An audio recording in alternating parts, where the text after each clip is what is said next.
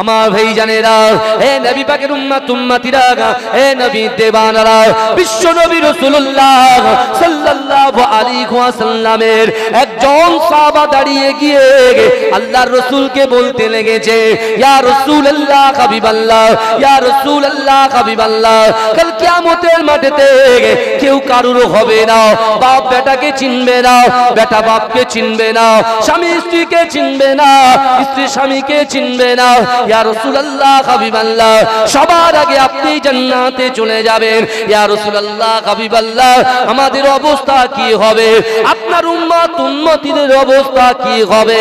এ যুবকেরা, আল্লাহ রাসূলের সাহাবারা কেঁদে জারে জার হয়ে যায়। আল্লাহ রাসূলের সাহাবারা যখন কাঁদতে শুরু করেছে, আমার বিশ্ব নবী রাসূলুল্লাহর চোখ দিয়ে টপ টপ টপ টপ করে পানি ঝরে। আল্লাহ রাসূলের সাহাবাকে আল্লাহ রাসূল লক্ষ্য করে বললেন, হে আমার সাহাবারা, না না না, আমি রাসূলুল্লাহ আমার ফাতেমার কথা চিন্তা করি না, আমি রাসূলুল্লাহ আমার আলীর কথা চিন্তা করি না, আমি রাসূলুল্লাহ আমার হাসানের কথা চিন্তা করি না, আমি রাসূলুল্লাহ আমার হুসাইনের কথা চিন্তা করি না। এ আমার সাহাবারে, আমি রাসূলুল্লাহ তোমাদেরকে জানিয়ে দিয়ে গেলাম, হুরিমাতুল জান্নাতু আলা উমামি হাত্তা তাদখুলাহা, হুরিমাতুল জান্নাতু আলা উমামি হাত্তা তাদখুলাহা।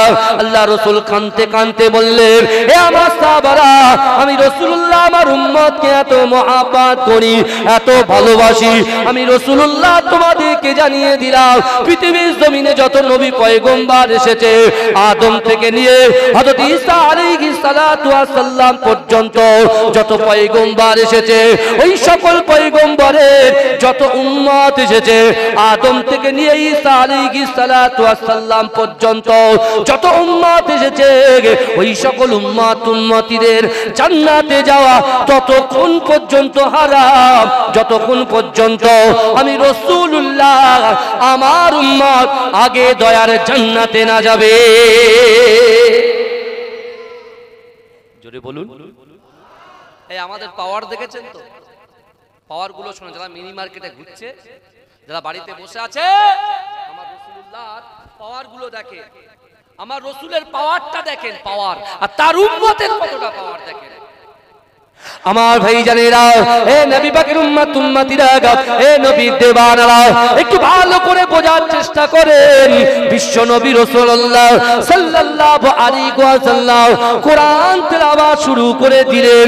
আল্লাহর রাসূলের সাহাবা হযরত আবু বকর সিদ্দিক রাদিয়াল্লাহু তাআলা আনহু আল্লাহর রাসূলের প্রথম কোরআন শুনে আল্লাহর রাসূলের হাতে হাত দিয়ে কলেমা পড়ে মুসলমান হয়ে গেলেন।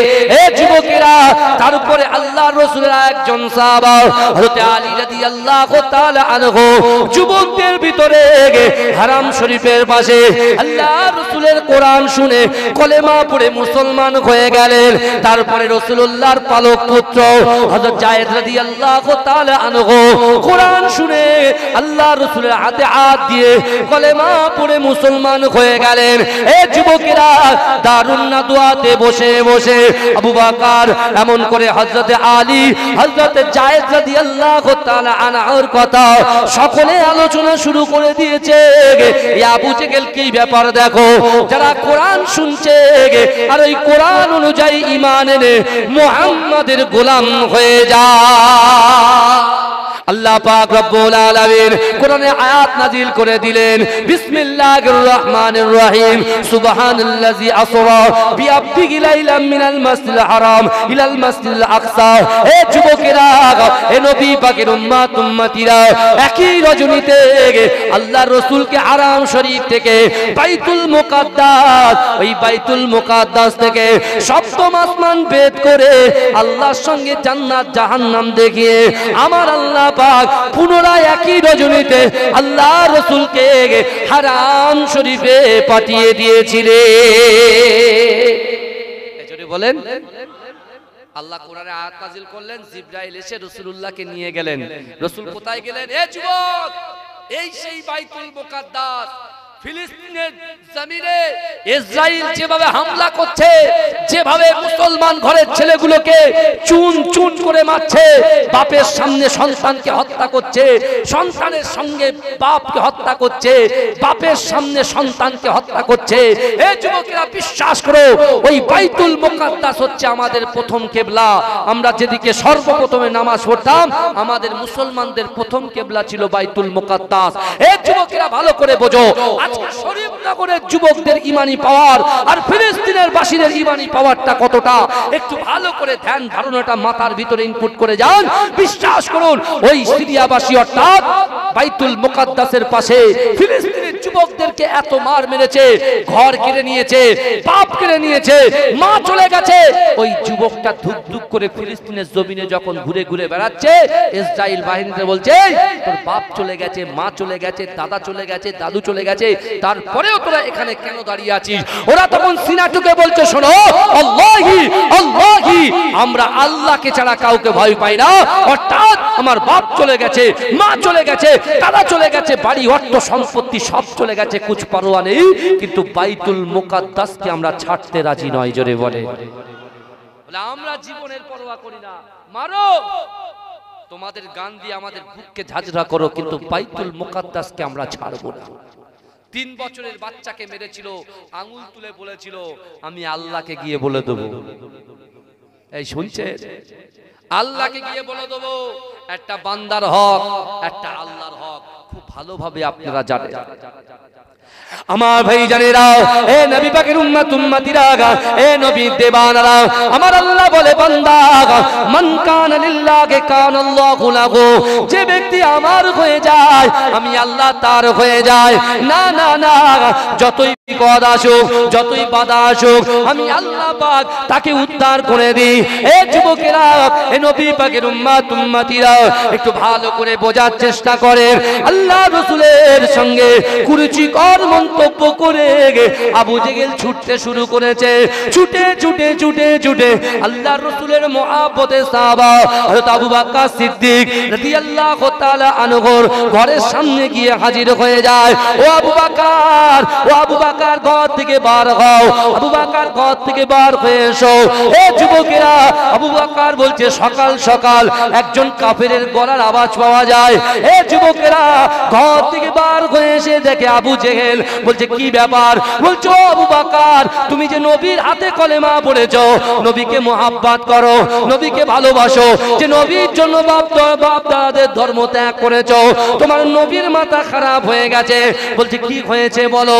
বলছে না না না, তোমার নবী নাকি আল্লাহর ঘর কাবা শরীফ থেকে বাইতুল মুকাদ্দাস থেকে এমন করে সপ্তম আসমান বের করে আল্লাহ জান্নাত জাহান্নাম দেখে আবার পুনরায় আল্লাহ পাক 5 ওয়াক্ত নামাজ দিয়ে আল্লাহ পাক আবার হারাম শরীফে পাঠিয়ে দিয়েছে। ও আবু বকর, তুমি বলো এটা কি সম্ভব? এটা কি সম্ভব? এটা কি সত্য? এ যুবকেরা, আবু বকরের মনে পড়ে যায় আহাসিবান নাসু আইয়ুতরাকু আইয়াকুলু আমান্না ওয়া হুম লা ইফতানুন। আল্লাহ বলছে বান্দা, তোমরা যারা ঈমান এনেছো, তোমরা কি মনে করো আমি আল্লাহ তোমাদেরকে ছেড়ে দেব? ওয়া হুম লা ইফতানুন, আমি আল্লাহ কি তোমাদের পরীক্ষা করব না? এ যুবকেরা, আবু বকর বুঝতে পেরে গেল না না না, এটা আমার জন্য পরীক্ষা। এ যুবকেরা, হে নবী পাকের উম্মত উম্মতিরা, আবু বকর আল্লাহকে ভয় করত, রাসূলুল্লাহকে মুহাব্বত করত, রাসূলুল্লাহর পিছনে 5 ওয়াক্ত নামাজ আদায় করত। এ যুবকেরা, সাথে সাথে আবু বকর বললে আবু জেহেল কাফের, তুই আমার বাড়ি থেকে দূর হয়ে যা, তুই আমার বাড়ি থেকে দূর হয়ে যা। না না না না না, আমার আপনার নবী হাবিবে লাবিবে তাবিব যে কথা যদি তোমার সঙ্গে বলে থাকে, আমি আবু বকর সাক্ষ্য দিলাম, আমার দয়ার নবী রাসূলুল্লাহ যে কথা বলেছে বরহাক সত্য কথা বলেছে। বলবেন না, আর জোরে হবে না সুবহানাল্লাহ। আবু বকর সিদ্দিক আল্লাহর রাসূল সাল্লাল্লাহু আলাইহি ওয়াসাল্লাম, নারে তাকবীর, নারে তাকবীর, মাসলাকে মুজাদ্দিদ জামান, বড় ভাইজান হুজুর কিবলা, বড় ভাইজান হুজুর কিবলা जनाब पीरजादा मुस्ताकिन सिद्दीकी भाईजान हुजूर किबला नारे देखবে नारे देखবে মাশাআল্লাহ মাশাআল্লাহ আমার ভাইজান এসেছেন আলহামদুলিল্লাহ আমার ভাই যারা বাইরে আছে ভিতরে আছে ভালো করে বোঝেন আল্লাহ রাসূল সাল্লাল্লাহু আলাইহি ওয়াসাল্লামকে আবু জেল ধোঁকা দেওয়ার জন্য চলে গেল কার কাছে আবু বকরের কাছে আর আবু বকর কি বলল যে তোমার সঙ্গে যদি রাসূল এই কথাটা বলে থাকে তাহলে আমার রাসূল যেটা তোমার সঙ্গে বলেছে আমি আবু বকর সেটাকে অ্যাকসেপ্ট করলাম আমার রাসূল যেটা বলেছে বারহাক সত্য কথা বলেছে জোরে বলে জোরে হবে না ভাই আবু জেলকে কাফের বলেছে এই কাফেরকে কাফের বললে অনেকে গা কামড়ায় বুঝতে পেরেছেন অরিজিনালি কাফের যে কাফের তাকে তো কাফের বলতে হবে কথা ঠিক না ভুল বলেন না হ্যাঁ আমার ভাইরা ভালো করে বোঝেন আবু জেহেলের খুব গায়ে লেগে গেছে ও ছুট মেরেছে আর এদিকে সিদ্দিক আকবর আবু বকর সিদ্দিক চিন্তা করছে হায় হায় আমার রাসূলকে এই কাফের কত লাঞ্ছিত করেছে অপমান করেছে আর রাসূলুল্লাহর আব্বু নাই আম্মু নাই দাদা নাই চাচু নাই রাসূলুল্লাহর স্ত্রী মা খাদিজাতুল কুবরা রাদিয়াল্লাহু তাআলা আনহা যিনি সদা সর্বদাই অর্থ দিয়ে শ্রম দিয়ে বুদ্ধি দিয়ে আল্লাহ রাসূলকে সাহায্য করেছিল জোরে বলেন সে আমার ভাইজানেরা এ নবী পাকের উম্মতিরা এ নবী দেবানরা আল্লাহর রাসূলের আশিক আল্লাহর রাসূলের মুহাব্বতে পাগল হযরত আবু বকর সিদ্দিক রাদিয়াল্লাহু তাআলা আনহু ভোরে বেলা ঘর থেকে বার হয়ে গেলেন ছুটে ছুটে ছুটে ছুটে আল্লাহর ঘর কাবা শরীফের সামনে গিয়ে দেখে আমার রাসূলুল্লাহ সিজদারত অবস্থায় অজান নয়নে ঝরঝর ঝরঝর ঝরঝর করে কাঁদে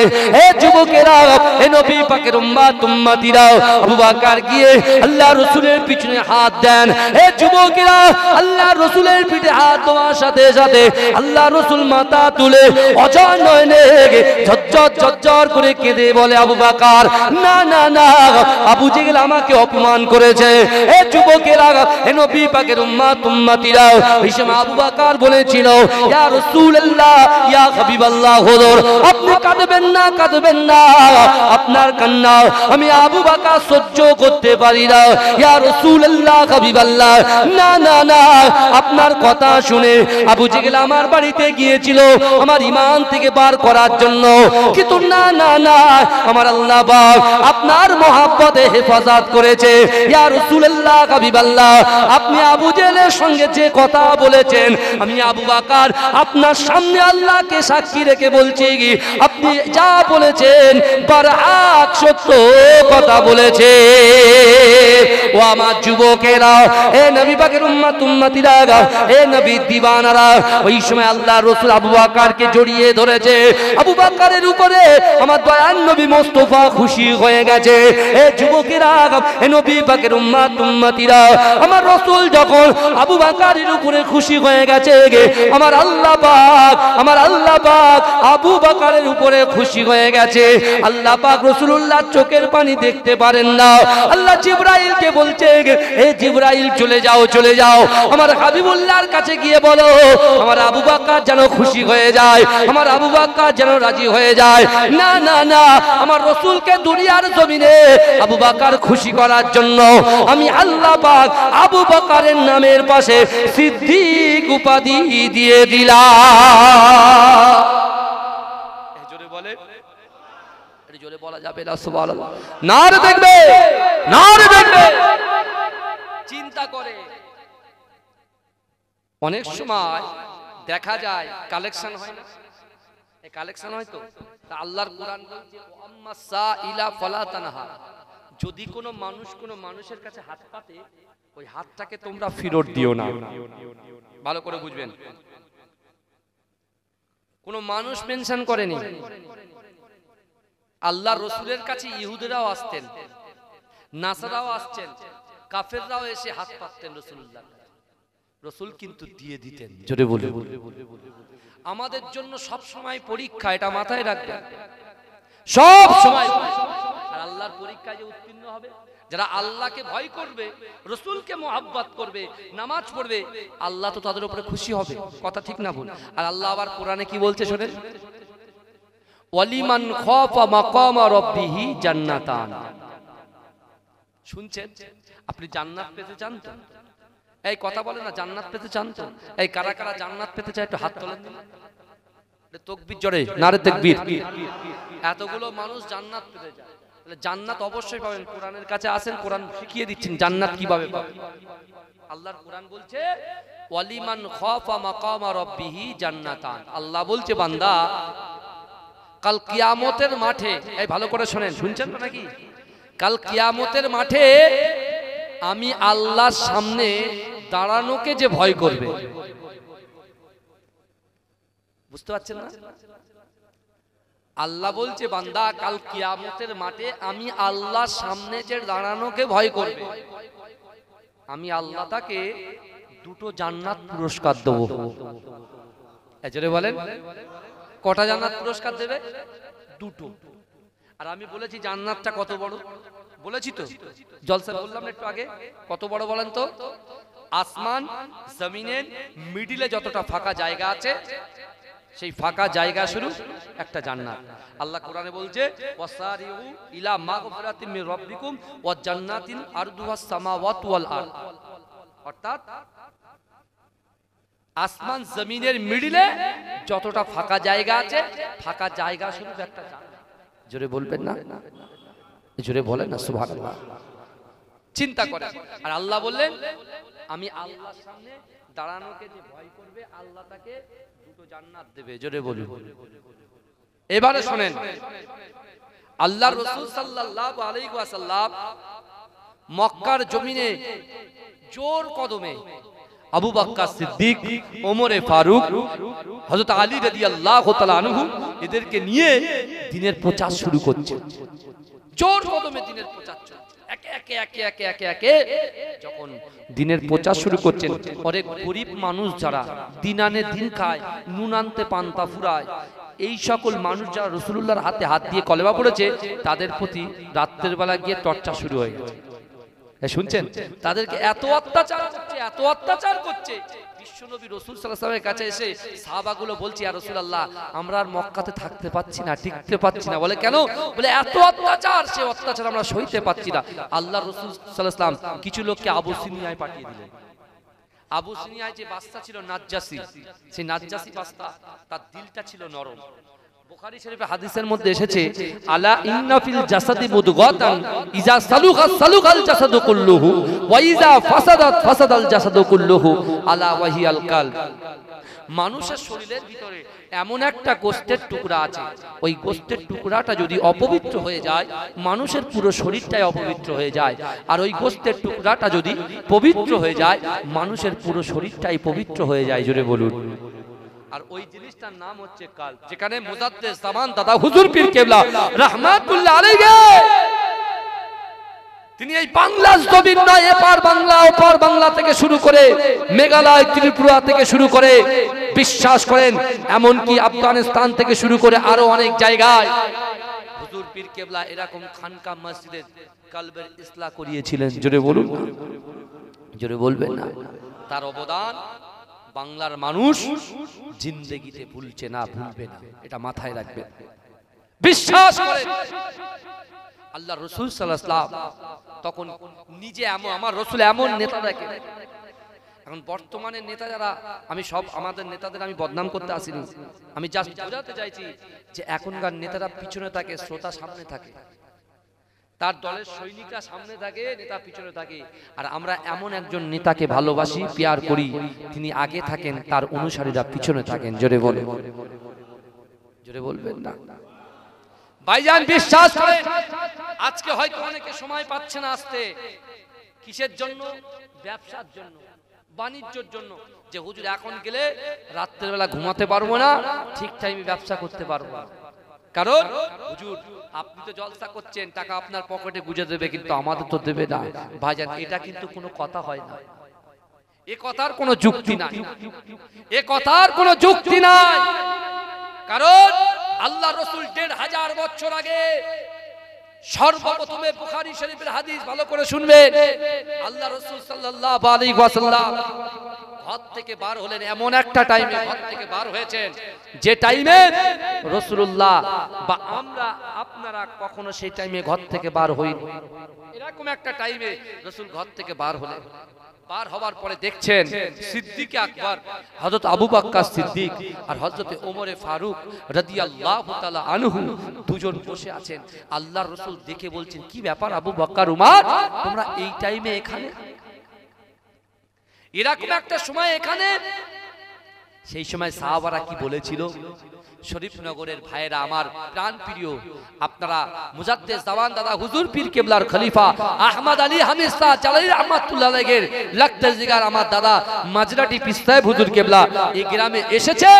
বিশ্বাস করেন তার আওলাদ হিসেবে আমি আপনাদেরকে বলছি, আপনারা বলেন তো একদিন দুদিন 4 দিন 10 দিন 5 দিন খাওয়া হয় না এরকম বাড়ি আর শরীফনগরে একটাও আছে? একটু হাত তুলে বলবেন যে হুজুর আমার বাড়িতে 1 মাস খাওয়া হয় না, বলেন না।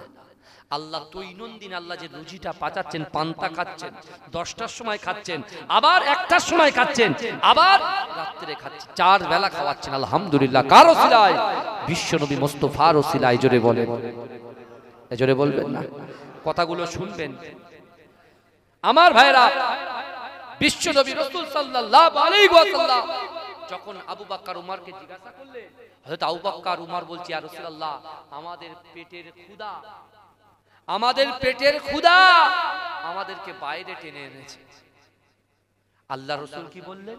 বলো আমার সাহাবা, রাসূলুল্লাহ চোখগুলো ছলছল করছে আর রাসূল বলছে, আবু বকর উমর আমি রাসূলুল্লাহকেও পেটের ক্ষুধা আমাকে বাইরে এনেছে। আল্লাহ রাসূল দুইজন সাহাবাকে হাত ধরে টেনে টেনে এগিয়ে নিয়ে যাচ্ছেন। এগিয়ে নিয়ে যেতে যেতে একজন আনসারী সাহাবা, বাবাজি কাদের মুহাজির বলে কাদের আনসার বলে তো আপনারা জানেন। মক্কা থেকে বাল বাচ্চা সন্তান ঘর দোর ছেড়ে যারা রাসূলুল্লাহকে সাথ দিয়ে মহব্বত করে যারা মদিনায় এসেছিল তারাই হচ্ছে মুহাজির, আর মদিনায় যারা অবস্থান করছিল তারা হলো আনসারী সাহাবা। ওই আনসারী সাহাবার বাড়ির দিকে রাসূল যখন নিয়ে যাচ্ছেন, ওই আনসারী সাহাবার স্ত্রী পর্দার ভিতর থেকে দেখছেন আমার বিশ্বনবী সাল্লাল্লাহু আলাইহি ওয়াসাল্লাম দুইজন জান্নাতি ব্যক্তিকে সাথে নিয়ে স্বয়ং বিশ্বনবী রাসূলুল্লাহ যাকে সৃষ্টি না করলে কুল কায়নাত সৃষ্টি হতো না, সেই হাবিবের তাবিব তার বাড়িতে মেহমান হিসেবে যাচ্ছেন, আর আল্লাহ তাদেরকে মেজবান করেছেন। তাই তারা শুকরিয়া তান বলছে আলহামদুলিল্লাহ, সুবহানাল্লাহ, আল্লাহু আকবার বলছে। জোরে বলুন না সুবহানাল্লাহ। তার স্ত্রী বলছে, রাসূলুল্লাহ পৌঁছে গেলেন তার বাড়ি, গিয়ে দেখছেন আনসারী সাহাবা বাড়ি নাই। রাসূল পর্দার ভিতর থেকে বলছে, মা আমার সাহাবা কোথায়? বলে, ইয়া রাসূলুল্লাহ আমার স্বামী আমাদের জন্য কিছু খাবার খরিদ করতে গেছে, কিনতে গেছে। জোরে বলে। এমন অবস্থায় ওই সাহাবা যখন ব্যাগ করে বাড়ি ঢুকছে, দেখতে পাচ্ছেন যে বিশ্বনবী স্বয়ং এবং দুইজন জান্নাতি সাহাবা আল্লাহর রাসূলের ঘরে প্রবেশ, ওদের ঘরে প্রবেশ করেছে। তাই সেও আল্লাহর কাছে শুকরিয়া আদায় করে বলছে, আল্লাহ আজকে দিনে আমার জিন্দেগি জীবনে কেউ যদি জিজ্ঞাসা করে তোমার সেরা মুহূর্ত কোনটা, আমি বলবো যে আমার রাসূলুল্লাহ দুইজন জান্নাতি সাহাবাকে নিয়ে আমার বাড়িতে মেহমান হয়েছে আর আল্লাহ আমাকে মেজবান হিসাবে কবুল করেছে। জোরে বলুন না, জোরে বলবেন না। এখন ওই সাহাবা কি করেছে? এই শুনছেন তো, ওই সাহাবা কি করেছে? ওই সাহাবা বিশ্বনবী রাসূল সাল্লাল্লাহু আলাইহি ওয়াসাল্লামকে দেখে একটা ছুরি বার করেছে, ছুরি বার করেছে, চাকু বার করেছে। আল্লাহ রাসূল বলছে, আমার রাসূল দেখেন, ক্যারেক্টার দেখেন, চরিত্র দেখেন, আমার রাসূলুল্লাহর আদব, আমার রাসূলুল্লাহর তার সাহাবাদের প্রতি আল্লাহ রাসূলের যে কি ভালোবাসা দেখেন। আল্লাহ রাসূল বলছে, এই আমার সাহাবা কোথায় যাচ্ছ? ছুরি নিয়ে। বলছি, ইয়া রাসূলুল্লাহ আমি বকরি জবাই করতে যাচ্ছি, কারণ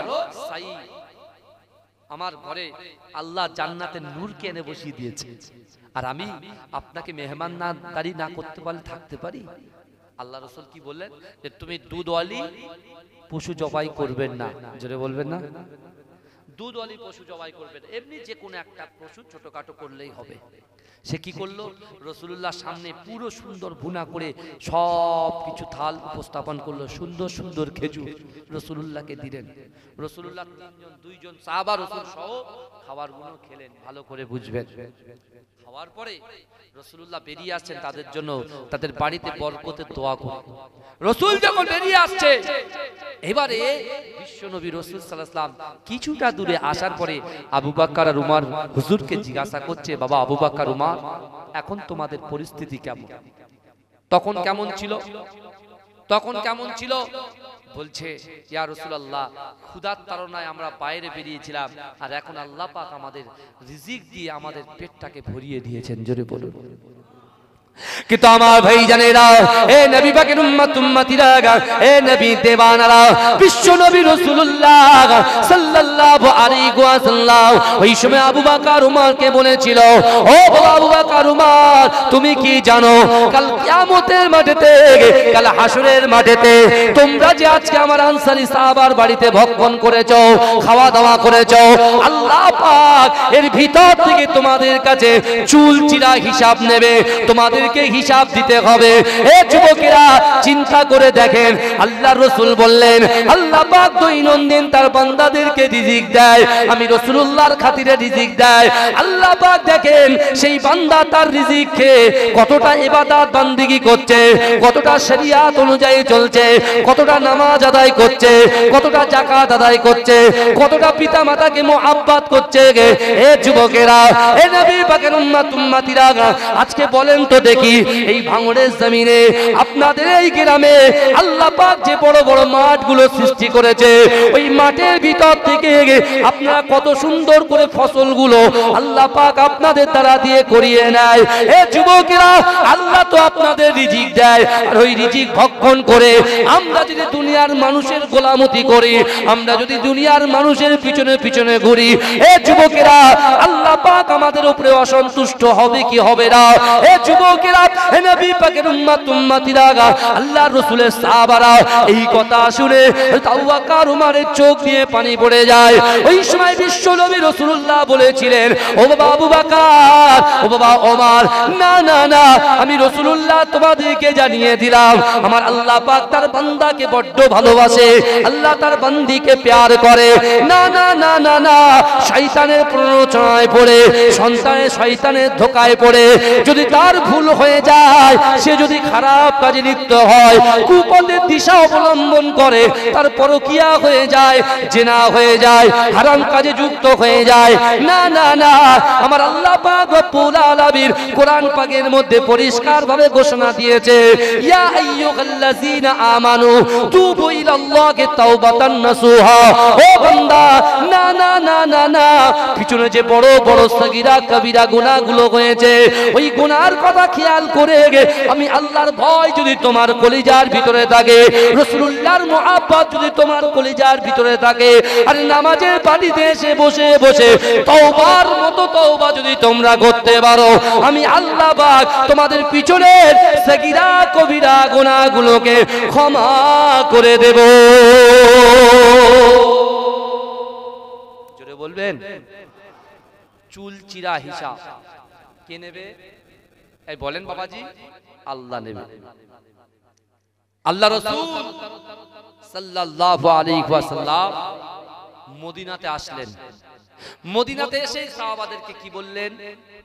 তিনটে জিনিস, তিনটে আমল যদি আমার সাহাবারা করে, আমার উম্মতরা করে, তাদের অসম্ভব জিনিসকে আল্লাহ সম্ভব করে দেবে। জোরে বলেন। শুনছেন তো আপনারা? আল্লাহ কোরআনে বলছেন, ইয়া আইয়ুহাল্লাযীনা আমানুত্তাকুল্লাহ ওয়া কুনু মাস সাদিকিন। আল্লাহ বলছে, বান্দা, ইয়া আইয়ুহাল্লাযীনা আমানু, হে আমার বিশ্বাসী ইমানদার বান্দারা, ওয়াত্তাকুল্লাহ, আমি আল্লাহ, আমাকে ভয় করো। এক নম্বর আমল, আল্লাহকে ভয় করতে হবে। দুই, কুল ইন কুনতুম তুহিব্বুনাল্লাহ ফাত্তাবিউনি ইউহিব্বুকুমুল্লাহ। আল্লাহ বলছেন, হাবিব আপনি জানিয়ে দিন, যারা আমি আল্লাহ আমাকে ভালোবাসতে চায়, ইত্তেবা করতে চায়, আমাকে ভালোবাসার আগে যেন আপনাকে ভালোবাসে। ভাই আপনিটা কে বলেন তো? বিশ্বনবী রাসূলুল্লাহ। জোরে বলেন। দ্বিতীয় নম্বর আমল, রাসূলকে মহব্বত করতে হবে। এক আল্লাহর ভয়, দুই রাসূলুল্লাহর মহব্বত। ওই কোরআনের ৮২টা জায়গায় আকিমুস সালাত, নামাজ কায়েম করো। আর রাসূল বললেন, ওই নামাজের পাটিতে তোমাদের অন্তরের কথা, বেদনার কথা, ইচ্ছার কথা, আকাঙ্ক্ষার কথা, মনের উদ্দেশ্য আমি আল্লাহর সঙ্গে যদি তোমরা শেয়ার করতে পারো, আমি আল্লাহ দেখে নেব, বুঝে নেব। সবাই তো মুহাম্মদ সাল্লাল্লাহু আলাইহি ওয়াসাল্লামের গোলাম হয়ে যাচ্ছে। এবার আমাদের অবস্থা কি হবে?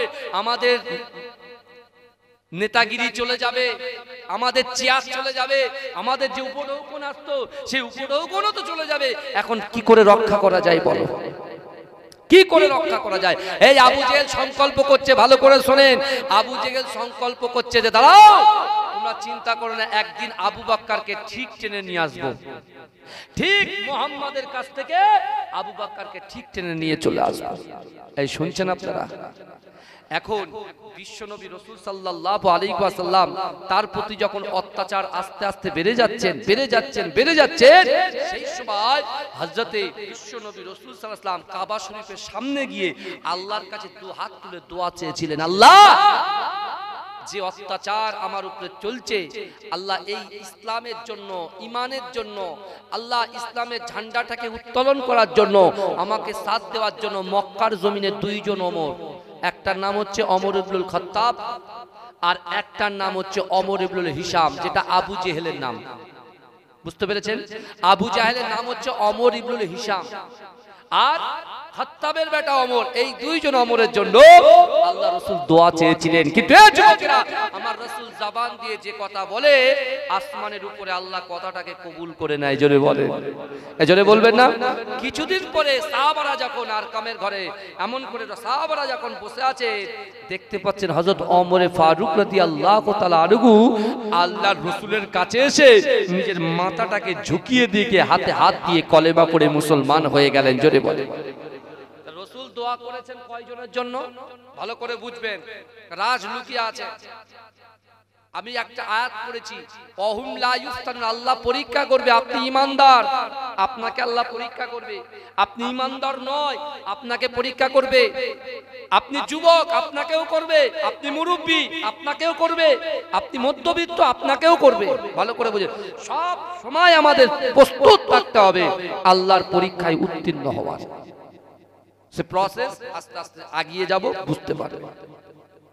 বিশ্বনবী রাসূল সাল্লাল্লাহু আলাইহি ওয়াসাল্লামের দোয়ার বরকতে আল্লাহ আমার রাসূলুল্লাহ দোয়াটাকে ফেরালেন না, হযরত ওমর ইবনুল খাত্তাবের জন্য আল্লাহ কবুল করে নিলেন। জোরে বলেন। আর আবু জেহেলকে দ্বীনের দাওয়াতের জন্য ছেড়ে দিলেন। এই যে আমরা ওয়াজ করছি, এই বুঝতে পারছেন, এই যে ওয়াজ করছি, এখন একটা ছেলে জেনায় জড়িয়ে যায়, যখন ঘরের দরজা বন্ধ, জানালা বন্ধ আর দুইজন থাকে, তখন কিন্তু জেনার মধ্যে কি ডুবে যায়, একটা অবৈধ সম্পর্ক যেটাকে বলা হয়। বুঝতে পেরেছেন? এখন এই সম্পর্কটা সে যদি মনে মনে করে যে আমি করছি, কেউ তো দেখতে পাচ্ছে না, কিন্তু আল্লাহর কোরআন বলছে, বান্দা বিসমিল্লাহির রহমানির রহিম নাহনু আকরাবু ইলাইহি মিন হাবলিল ওয়ারিদ। আল্লাহ বলছে, বান্দা তোমার ঘাড়ের শিরা উপশিরার থেকে অতি নিকটবর্তী আমি আল্লাহ তোমার সাথে থাকি। জোরে বলুন। কারণ এই ছেলেটা যদি, এই যে আমরা আলোচনা করছি, কোরআনের বয়ান করছি, এই আয়াতটা যদি কেউ একটা ধরে নেয়, এখান থেকে অ্যাকসেপ্ট করে নেয়, নিয়ে সে যখন জুয়া খেলতে যাবে, জুয়া খেলা হারাম। সে যখন লটারি কাটতে যাবে, লটারি কাটা হারাম।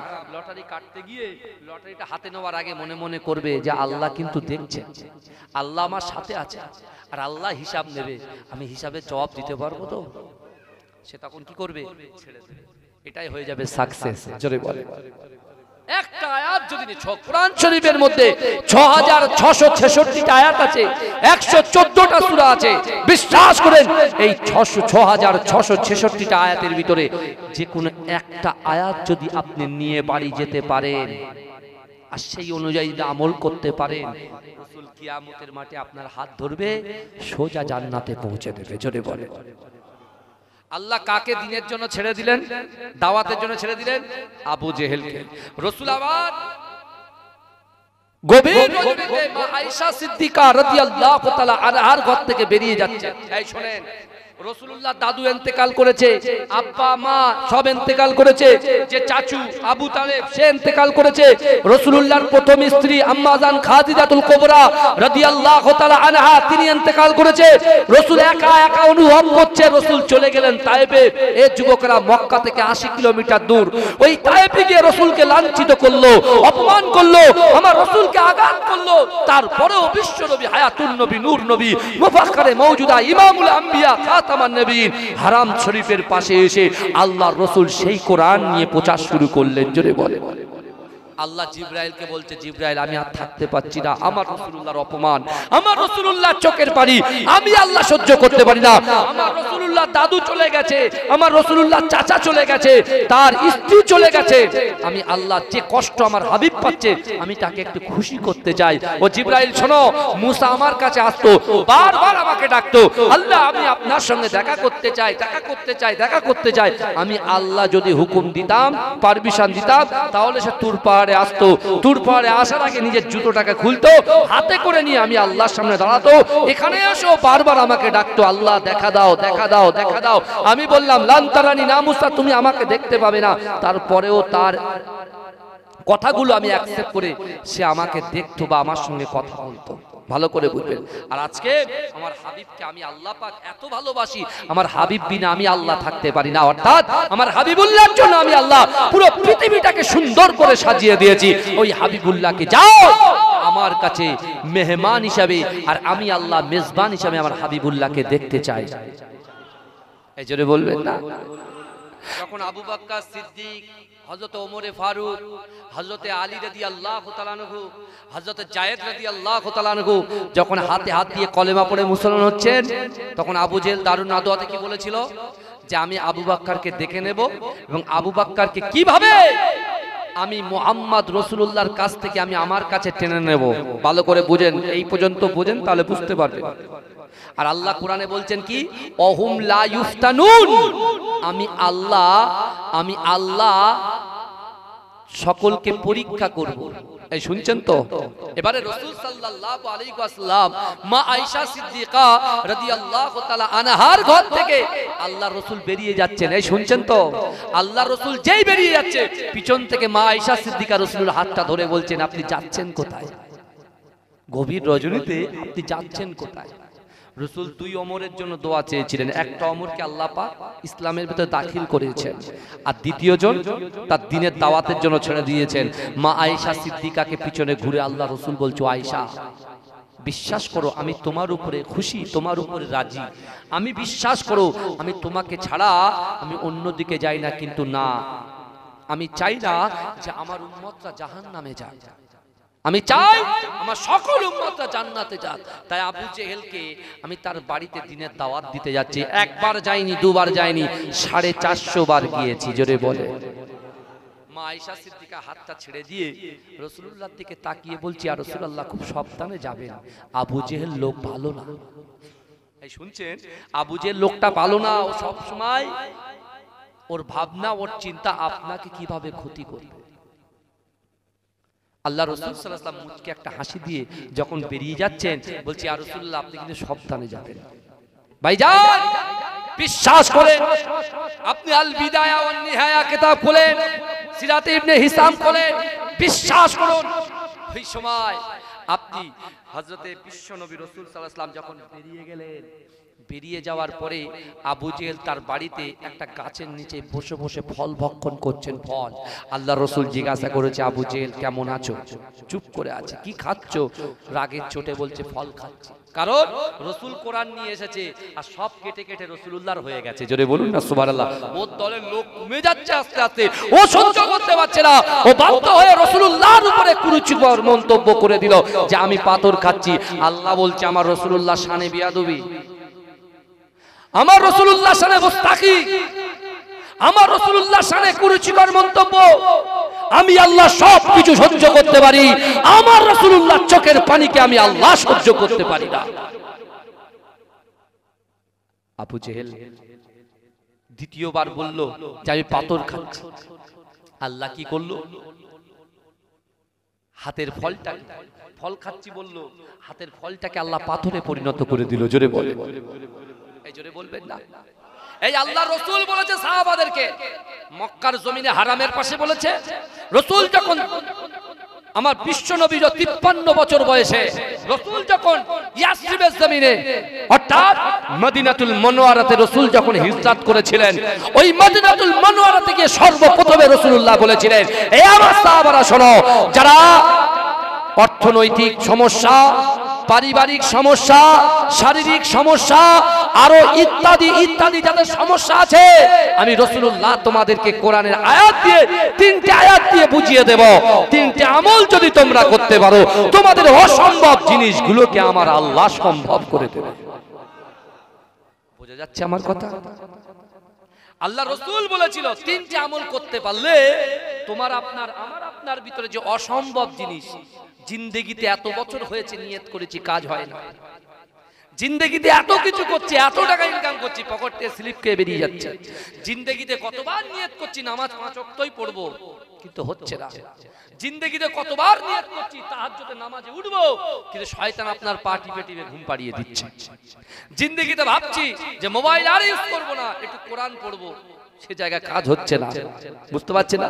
আপনি ব্যাপক অর্থশালী, আপনার প্রচুর পয়সা, প্রচুর সম্পত্তি, আপনি নিয়ত করছেন হজে যাব হজে যাব, কিন্তু আজও আপনার কাবা শরীফ দেখার নসিব হলো না। এই বুঝতে পারছেন? আমার ভাইরা ভালো করে বুঝবেন, এই কথাগুলো মনে রাখবেন, যেগুলো বলছি সব মিলে যাবে, একটু ধৈর্য ধরে বসতে হবে। আল্লাহর কোরআন বলছে বান্দা ওয়াসারিউ ইলা মাগফিরাতিন মির রাব্বিকুম ওয়া জান্নাতিন আরদুহাস সামাওয়াতু ওয়াল আরদ উইদ্দাত লিল মুত্তাকিন। অত সহজ নয়, জান্নাত কারুর মামার বাড়ি নয়। আল্লাহ বলছে বান্দা ওয়াসারিউ ইলা মাগফিরাতিন মির রাব্বিকুম, বান্দা তোমরা অতি দ্রুত অগ্রসর হও আমি আল্লাহ আমার ক্ষমার দিকে। আল্লাহ বলছেন, কাদের বলছেন?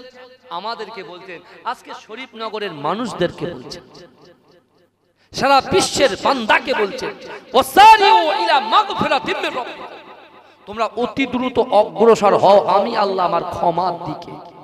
আল্লাহ বলছে বান্দা তুমি কি জানো জান্নাতটা কত বড়? জান্নাতটা কত বড় তুমি জানো?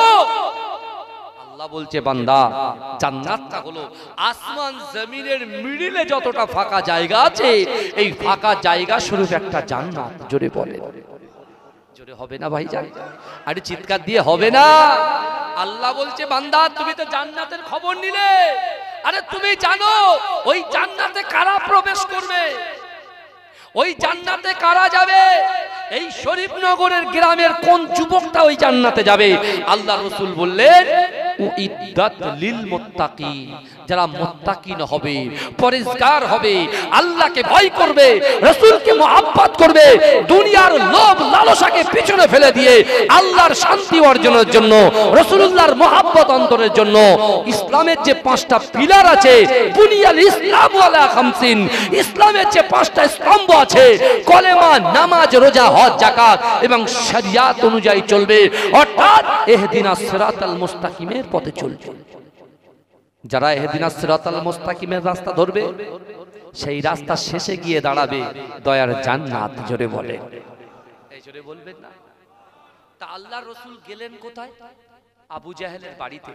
আবু জাহেল ফল খাচ্ছিল, রাসূল কি বলছিলেন যে কি খাচ্ছো? কি বলেছে? পাথর খাচ্ছি। এই ফল খাচ্ছি। আল্লাহর রাসূলের সাথে বিয়াদবি করার জন্য আল্লাহ ফলটাকে পাথরে পরিণত করল। যেই কামড় দিল দাঁতে লাগলো, দাঁতে লাগলো কার? আবু জাহেলের। সাথে সাথে ওই পাথর ছুঁড়ে রাসূলকে মারলো, রাসূলকে অপমান করলো, দূর দূর করে তাড়িয়ে দিল। যে কোরআনে আয়াত পড়েছিলাম সুবহানাল্লাযী আসরা বিআবদিহি লাইলাম মিনাল মাসজিদিল হারাম ইলাল মাসজিদিল আকসা, হ্যাঁ, একই রজনীতে হারাম শরীফ থেকে বাইতুল মুকাদ্দাস, বাইতুল মুকাদ্দাস থেকে আল্লাহ সপ্তম আসমান ভেদ করে জান্নাত জাহান্নাম দেখিয়ে, বিশ্বাস করুন আল্লাহ রাসূলকে 5 ওয়াক্ত নামাজের উপঢৌকন দিয়ে আল্লাহ আবার হারাম শরীফে পাঠালেন। জোরে বলেন।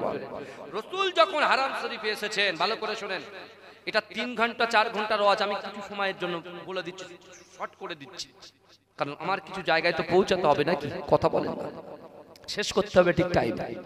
হ্যাঁ আমার ভাইরা ভালো করে দেখেন, রাসূল সাল্লাল্লাহু আলাইহি ওয়াসাল্লাম আসলেন হারাম শরীফে, নামাজ পড়ছেন। কোন নামাজ? ফজরের নামাজ। কি নামাজ পড়ছে বলেন? ফজরের নামাজ। আল্লাহ নামাজ উপঢৌকন দিয়েছে। আবার এই নামাজের গুরুত্ব আবার আলাদা, এই সাইড গেলে আবার অনেক আলোচনা করতে হবে, ভালো করে। এখন বিশ্বনবী রাসূল সাল্লাল্লাহু আলাইহি ওয়াসাল্লাম নামাজ আদায় করছেন, আর ওই রাস্তা দিয়ে হেঁটে হেঁটে যাচ্ছেন কে? আবু জাহেল। শুনছেন তো আপনারা? আবু জাহেল ওই রাস্তা দিয়ে হেঁটে হেঁটে গিয়ে হঠাৎ করে তার নজরটা রাসূলুল্লাহর দিকে চলে যায়। যেই নজরটা রাসূলুল্লাহর দিকে গেছে, পুরো স্ট্যাচু হয়ে গেছে, স্থির হয়ে গেছে, দাঁড়িয়ে গেছে। এই বুঝতে পারছেন? দাঁড়িয়ে গিয়ে রাসূলুল্লাহর দিকে হা করে তাকিয়ে আছে। রাসূলুল্লাহ তার দিকে তাকিয়ে আছে, আর রাসূলুল্লাহর দিকে আবু জাহেলও তাকিয়ে আছে। আবু জেহেল কিছুক্ষণ স্থির থাকার পরে বলছে, মোহাম্মদ, এই আমি যখন বলবো মোহাম্মদ, আপনারা কি বলবেন? জোরে বলেন সাল্লাল্লাহু আলাইহি ওয়াসাল্লাম। এখন তো অনেকে বলছে বেদাত, কবর জিয়ারত বেদাত, পীর মানা বেদাত, বেদাত বেদাত বেদাত বেদাত বেদাত করে করে ফেল হয়ে যাচ্ছে। আর আমরা যারা কোরআন হাদিস নিয়ে জ্ঞান রাখি না, বুঝি না, আমরা তাদের তালে তাল মাতাচ্ছি। বুঝতে পারছেন না? তাদের তালে তাল মিটিয়ে দিচ্ছি। হ্যাঁ, কিন্তু ভাইজান অত সহজ নয়। শরিয়াতটা কিন্তু আল্লাহ শিখতে বলেছে, কোরআনের পাশে আসতে বলেছে। কোরআনের পাশে দাঁড়িয়ে যান, হাদিসের পাশে দাঁড়িয়ে যান। আমার রাসূল নিজে কবরে গিয়ে জান্নাতুল বাগিতে গিয়ে দু হাত তুলে আল্লাহর কাছে দোয়া চেয়েছেন। জোরে বলেন। রাসূল চেয়েছে, আমরা চাইলে বেদাত, তাই না? হ্যাঁ, কত সহজ। রাসূল বলেছে আল উলামা ওয়ারাসাতুল আম্বিয়া, আমি আমার ওয়ারিস হিসাবে ওলামা সম্প্রদায়কে রেখে গেলাম। আল্লাহর কোরআনের পাশে যান, পীর মানার কথা আল্লাহ কোরআন বলে দিয়েছে। জোরে বলেন। আমি দলিল দিয়ে যাব পরে, এই দলিল দিতে গেলে অনেক টাইম লাগে, পিছনে 10 মিনিট ইনশাআল্লাহ বলে যাব। ভালো করে বুঝুন। এখন আবু জেহেল দাঁড়িয়ে গেছে। আবু জেহেল রাসূলুল্লাহর দিকে তাকে ফেস টু ফেস, রাসূল নামাজের হালাতে, আবু জেহেল হারামের বাইরে, দুজনা সাক্ষাৎ দেখছেন। রাসূলুল্লাহর দিকে আবু জেহেল দেখছে, আবু জেহেলের দিকে রাসূলুল্লাহ দেখছে। এবারে আবু জেহেল বলছে, মোহাম্মদ কি ব্যাপার বলো তো? গত 2-1 দিন আগে তুমি আমার বাড়িতে দিন প্রচারে গেছিলে, কিন্তু আজকে দেখছি তোমার গতকাল রজনীতে তোমার যা সৌন্দর্য, উজ্জ্বলতা ভাব তোমার যেটা ছিল না, এখন দেখতে পাচ্ছি তোমার ফেস থেকে আল্লাহর নূর চমকাচ্ছে। জোরে বলেন না। বলছে আল্লাহর নূর চমকাচ্ছে, তোমাকে দেখে তুমি ফিদা হয়ে যাচ্ছ। যে এই কথা বলেছে আল্লাহ রাসূল সাল্লাল্লাহু আলাইহি ওয়াসাল্লাম চিন্তা করছে, এবারে যদি দিনের দাওয়াতটা দিই হয়তো মনটা নরম হয়ে গেছে। তখন বিশ্বনবী রাসূল সাল্লাল্লাহু আলাইহি ওয়াসাল্লাম বলছেন, শোনেন, আল্লাহ পাক আজ রজনীতে, একই রজনীতে একই সময়ে আল্লাহ কাবা শরীফ থেকে বাইতুল মুকাদ্দাস, বাইতুল মুকাদ্দাসে ওখানে 2 রাকাত নামাজ আদায় করি আল্লাহ সপ্তম আসমান ভেদ করে আল্লাহ জান্নাত জাহান্নাম দেখিয়ে আবার আল্লাহ পাক আমি মুস্তাফা জানের রহমতকে হারাম শরীফে পাঠিয়ে দিয়েছে। জোরে বলে। আবু জেহেল কিছুক্ষণ চুপ থেকে বলছে, আমি তো মনে করতাম তুমি খুব ভালো, তো তুমি এত বড় মিথ্যাবাদী। জোরে বলো নাউজুবিল্লাহ। জোরে বলবেন না নাউজুবিল্লাহ। বলছে কি করে হয়? আরে আমি নিজে আমার জিন্দেগি জীবনে, আবু জেহেল বলছে, আমি আমার জিন্দেগি জীবনে বাইতুল মুকাদ্দাসে গিয়েছি বহুবার। যে বাইতুল মুকাদ্দাসে যেতে 30 দিন সময় লাগে, আসতে 30 দিন সময় লাগে। আর আপনি বলছেন একই রজনীতে, একই রাতে, একই টাইমে আপনি যাচ্ছেন কোথায়? আল্লাহর কাবা বাইতুল্লাহ থেকে হারাম শরীফ, যেটা 30 দিন 60 দিন সময় লাগে, আর আপনি একদিনে, এটা কোনদিন হয়? হ্যাঁ, বলে আল্লাহ রাসূলকে যা পেরেছে কুরুচিকর মন্তব্য করেছে। আল্লাহ রাসূল খুব আঘাত পেয়েছে। আল্লাহ রাসূল যখন হেরা গুহা থেকে জিবরাইল যখন ওহী নাজিল করতেন, আল্লাহর জিবরাইলের মাধ্যম দিয়ে রাসূলুল্লাহর কাছে যখন ওহী নাজিল করতেন, রাসূল এসে প্রথমে খাদিজাকে বলেছিলেন, আম্মা জানকে বলেছিলেন, আর আম্মা জান সেটা কি করেছিলেন? অ্যাকসেপ্ট করেছিলেন। বলছে যে না, আপনি হচ্ছেন আখিরি জামানার নবী। জোরে বলে, জোরে বলবেন না। আবার আবু বকর সিদ্দিক রাদিয়াল্লাহু তাআলা আনহুকে রাসূল যখন বলেছিলেন, তখন রাসূলও সেটাকে অ্যাকসেপ্ট করেছিলেন যে আমি বলছি, আমি সাক্ষ্য দিচ্ছি যে আপনি আল্লাহর রাসূল। জোরে বলুন না সুবহানাল্লাহ।